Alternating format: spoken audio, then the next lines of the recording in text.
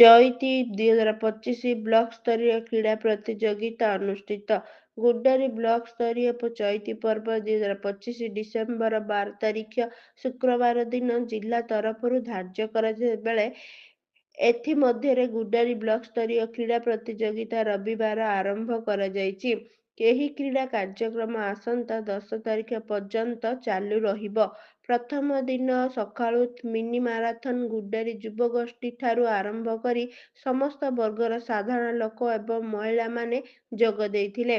ଏଥିରେ ଗୁଡ୍ଡାରୀ ଥାନା ଅଧିକାରୀ ସମର୍ପିତା ସ୍ୱାଇଁ, ତହସିଲଦାର ଏ ସ୍ନେହଲତା, ଏବିଡିଓ ସୌଭାଗ୍ୟ ରଞ୍ଜନ କର ଓ ବ୍ଲକ କାର୍ଯ୍ୟାଳୟ ସମସ୍ତ କର୍ମଚାରୀ ଉପସ୍ଥିତ ରହିଥିଲେ। ପ୍ରଥମେ ଏ ସ୍ନେହଲତା ମିନି ମାରାଥନ କାର୍ଯ୍ୟକ୍ରମ ସବୁଜ ପତାକା ଦେଖାଇ ଉଦ୍ଘାଟନ କରିଥିଲେ। ପରେ ଗୁଡ୍ଡାରୀ ଇଣ୍ଡୋର ଷ୍ଟାଡିୟମ ଜୁନିୟର ଏବଂ ସିନିୟରକୁ ନେଇ ବ୍ୟାଡମିଣ୍ଟନ ଅନୁଷ୍ଠିତ କରାଯାଇଥିଲା। ସେହିପରି ଆଗାମୀ 3 ଦିନରେ ଭଲିବଲ, କ୍ରିକେଟ, ରଙ୍ଗୋଲି, ଯୋଗ, ବରିଷ୍ଠ ନାଗରିକଙ୍କ ପଦଚଲା ସହ ଅନ୍ୟାନ୍ୟ କାର୍ଯ୍ୟକ୍ରମ ଅନୁଷ୍ଠିତ ହେବ ବୋଲି ବ୍ଲକ କାର୍ଯ୍ୟାଳୟ ପକ୍ଷରୁ ସୂଚନା ମିଳିଛି। ଏହି ପ୍ରତିଯୋଗିତାରେ ଗୁଡ୍ଡାରୀର ବିଭିନ୍ନ ସ୍କୁଲ କ୍ରୀଡ଼ା ଶିକ୍ଷକ ଉପସ୍ଥିତ ଥିଲେ।